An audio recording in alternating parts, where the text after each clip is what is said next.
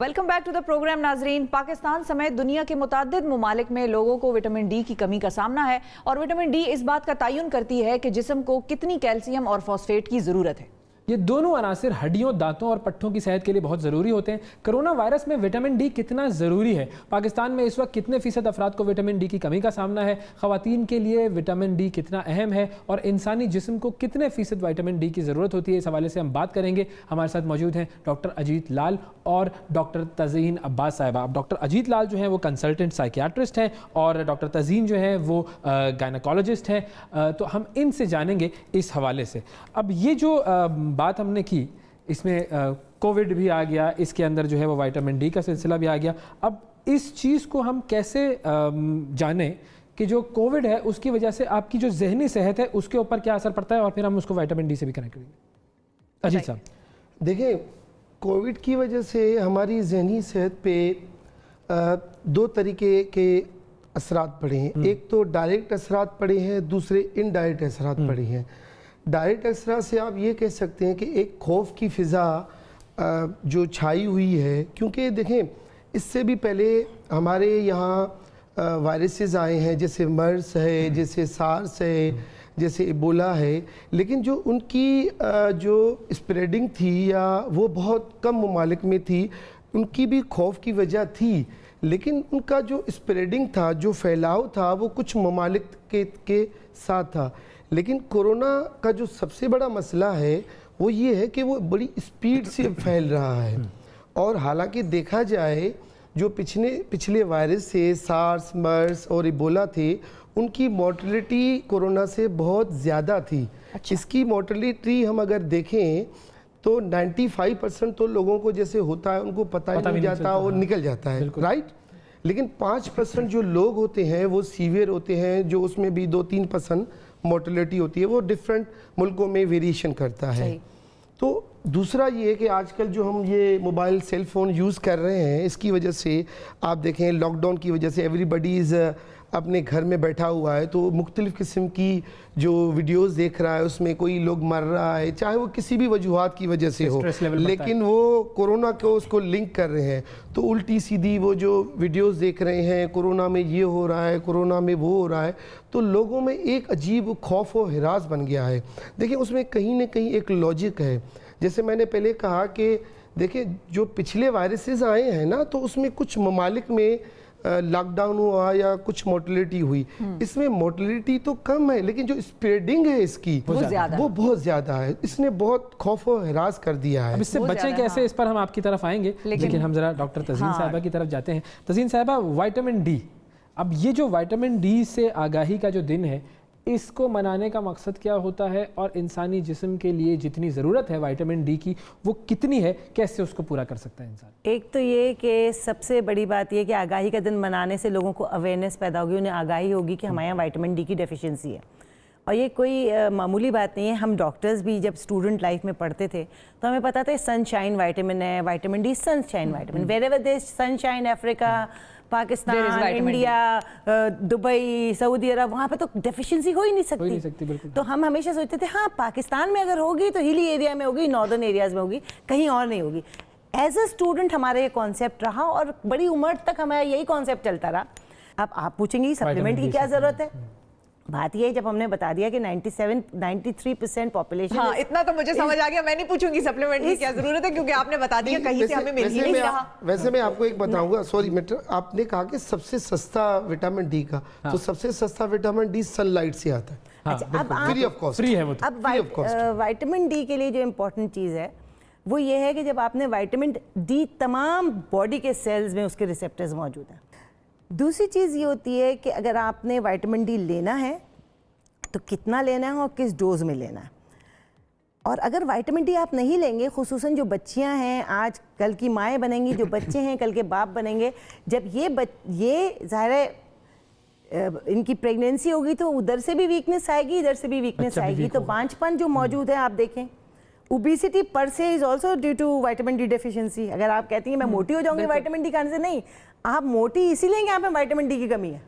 अच्छा, इसकी कमी इसकी की वजह से आप मोटे भी नहीं हो हैं, गई आपको सकती है। डायबिटीज भी, आपका ब्लड प्रेशर भी This is ज्यादा a है। very interesting हाँ, ये इन information. बातों से मुझे और मजीद स्ट्रेस होने लग गया है। आप थोड़ा सा इस पर रोशनी डालें कि देखिए- अब इस तरह के जो माहौल में हमारा जो स्ट्रेस बन रहा है, कोविड का स्ट्रेस, फिर ये एक ताज़ा विटामिन डी का स्ट्रेस, और जो मिसकंसेप्शन दूर हुई कि हम तो यही समझ रहे थे कि सूरज में है मौजूद, तो ये ऐसा स्ट्रेस से कैसे डील किया जाए? देखिए, आपने मेरा सवाल जो पहला मैंने कहा ना कि कोरोना ने एक तो हमें डायरेक्ट इफेक्ट किया है, दूसरा इनडायरेक्ट किया है। जी। तो आप दूसरे सवाल पे चले गए, मैं उसको थोड़ा कंटिन्यू करना चाहूँगा ना। देखिए, एक तो डाइट जो फियर पूरी दुनिया में, फिज़ा में, पूरे मुल्क में दिखा गया। दूसरा, इनडायरेक्ट कोरोना ने हमारे जहनी सेहत पे असर ये किया है कि देखिए, जो हमारी सोशलाइजेशन थी, जैसे कि हमारी शादियां हैं, ब्याह है, रिंग सेरेमनी है, बर्थडे पार्टीज़ हैं, वी विल बिकम आइसोलेटेड। हम घर में आके बैठ गए हैं और अभी हमें लग रहा है कि आइसोलेशन क्या होती है। क्योंकि अगर आप देखें तो डिप्रेशन और anxiety it's a major cause of जो है वो आइसोलेशन है, वो वेस्ट में है। तो अभी हमें ये फील हो रहा है कि यार आइसोलेशन भी एक बहुत बड़ा फैक्टर है।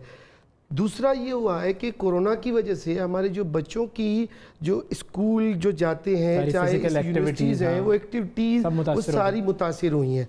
एक तो मुतासिर हुई है, दूसरे वो जो बच्चे घर में आ गए हैं, एक तो पढ़ाई भी नहीं करे, दूसरे सारा दिन मोबाइल यूज़ कर रहे हैं, तो दोनों तरफ से बच्चों का नुकसान हो रहा है। तीसरा, जो वालिदैन है उनके ऊपर स्ट्रेस बढ़ रहा है। वालिदैन ये कह रहे थे कि यार चलो एक अच्छा टाइम था, बच्चे बाहर जाते थे, कुछ टाइम हमें रिलीफ मिल जाता था। अब सारा दिन बच्चे हैं घर में, पढ़ाई भी नहीं करे, ऊपर से मोबाइल यूज़ कर रहे हैं। चौथा ये हुआ है कि जो सबसे बड़ा कोरोना का जो इफेक्ट हुआ है ना, वो हमारी इकोनॉमी पे हुआ है। अब आप देखें कि कहा यह जाता है कि सेकंड वर्ल्ड वार के बाद इतनी इकोनॉमी का बुरा हाल नहीं हुआ जो अभी हुआ है। Even I have seen many patients in my clinic due to depression and anxiety. वो मेरे पास जब आते हैं वो बताते ये हैं कि डॉक्टर साहब मेरी जॉब चली गई, मेरा बिजनेस ठप हो गया, मुझे किसी को पैसे देने हैं। ये कितने % लोग ऐसे होंगे जो इस कोविड की वजह से स्ट्रेस में होंगे? जैसे आप बताया ना 93% में तो है ही नहीं विटामिन डी, तो ये अंदाजा कुछ दे सकते हैं कि? देखिए, मैं आपको पाकिस्तान में तो सच है ऐसी कोई स्टडी नहीं, लेकिन मैं आपको एक WHO की स्टडी बताता हूँ तो आप उसको को रिलेट कर सकते हैं। जो वेस्ट और अमेरिका में एक स्टडी की गई, जो WHO कह रहा है कि 10 में से 1 आदमी को जहनी परेशानी होती है। तो अभी आप समझ लें कि 10 में से एक आदमी को परेशानी होती थी, वो कोविड से पहले था। लेकिन तो जब अब जो इतनी 5 का रेशो लगा लें अंदाजन, तो आप समझ लें कितना हो गया। तो फिर इसमें जब हम मेंटल हेल्थ की बात कर रहे हैं तो फिर उस पे विटामिन डी का क्या इफेक्ट है? देखिए, एक्चुअली विटामिन डी जो है ना, हमारे पास अब कोरोना से लड़ने के लिए सच एज अभी तक कोई ऐसी मेडिसिन नहीं आई है कि हम कोरोना का ट्रीट कर सकें, राइट? अब हमारे पास कोरोना से लड़ने के लिए सिर्फ और सिर्फ हमारे पास अपनी इम्यूनिटी है, राइट? जो हमारी बॉडी की इम्यूनिटी है। तो इम्यूनिटी को बढ़ाने के 3-4 तरीके हैं। सबसे पहले जो WHO रिकमेंड करता है, आप एक्सरसाइज करें, योगा करें, मेडिटेशन करें और गुड स्लीप करें, अच्छी डाइट करें। डाइट में प्रोटीन डाइट हो, वेजिटेबल्स हो, अवॉइडिंग ऑफ जंक फूड हो और विटामिन्स हो। और जो आपका अभी सवाल है मैं उस पर आता हूँ। तो देखा ये गया है, स्टडीज ये की गई है, जो विटामिन डी है ना वो हमारी इम्यूनिटी को बूस्ट कर रहा है। और मैं ऑनेस्टली आपको बताऊं कि कोरोना की वजह से मैंने अपनी ज़िंदगी में, क्योंकि मेल हज़रात बाहर घूमते फिरते हैं, जैसे मैंने आपको बताया, आपने सवाल किया कि सोर्स ऑफ इजीली जो वो सनलाइट है समझा जाता था, आज के हमारे प्रोग्राम से पहले तक ये समझा जाता था। वैसे मेल में फिर भी कंपैरेटिवली फीमेल से विटामिन डी डेफिशिएंसी कम होती है।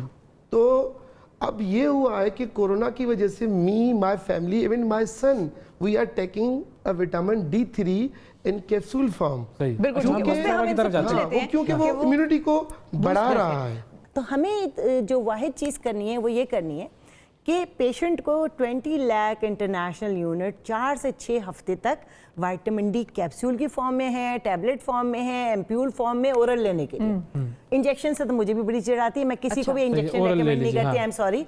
तो मेरी एक बुरी आदत है, इंजेक्शन अगर पीने वाला हो तो यू हैव नो प्रॉब्लम। ठीक है, वो कितने, वो अब ये इनकी कितना डिस्टेंस होना चाहिए? अच्छा, अब जैसे 20 लाख इंटरनेशनल यूनिट वाला आप ले रहे हैं, तो आप हर हफ्ते एक 20 लाख वाला गोली, कैप्सूल या जो एम्प्यूल है आप पी लें या खा लें, और हर हफ्ते 6 से 8 हफ्ते तक आराम से आप ये खा सकते हैं। 6 से 8 हफ्ते के बाद आप 1000 इंटरनेशनल यूनिट अगर नॉन प्रेग्नेंट है, कैप्सूल टैबलेट, अभी तो I am very thankful to स्कॉटमैन कि इन्होंने अवेयरनेस प्रोग्राम्स कराए, और इनकी जब रेंज मैंने देखी तो मैं खुद हैरान हो गई कि इनकी हर रेंज में टैबलेट्स और कैप्सूल्स और एम्प्यूल्स अवेलेबल हैं, and it was very astonishing for me to.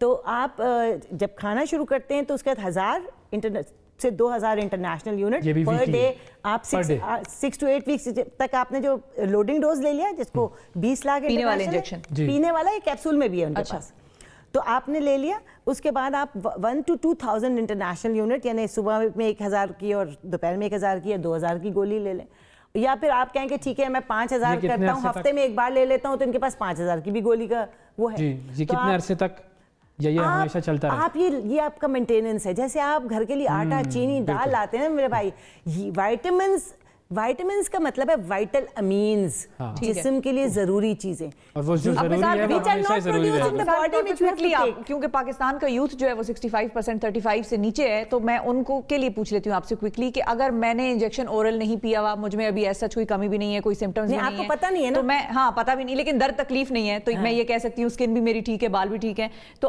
अगर जो लोग देख रहे हैं वो डेली अगर 1000 इंटरनेशनल यूनिट की कैप्सूल लेते रहे, पूरा साल लेते रहे, कोई मुजायका है? नहीं, पूरा साल के ताज़ जिंदगी लें विद कैल्शियम।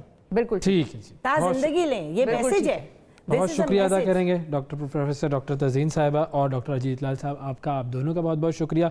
बड़ा अहम सेगमेंट था सेहत के हवाले से, और ये जो सेगमेंट था ये स्कॉटमैन फार्मास्यूटिकल्स की तरफ से हमारे आपके सामने पेश किया गया। ये शुरू कराया है, और अवेयरनेस जो है वो बड़ी ज़रूरी है, क्योंकि जो अवेयरनेस है वो जब तक नहीं होगी, लोग फिर उसके हवाले से एक्शन नहीं लेंगे और बहुत सारी मिसकंसेप्शंस दूर हो जाती हैं। बिल्कुल, तो अब बहुत सारी मिसकंसेप्शंस हमने दूर करने की कोशिश की स्कॉटमैन फार्मा के ताउन से। अब आप जो है वो इस पर अमल कीजिए, और अमल करने के बाद अपनी ज़िंदगी को बेहतर बनाइए। आप लोगों का बहुत शुक्रिया अदा करेंगे। प्रोग्राम में लेते हैं एक छोटा सा ब्रेक।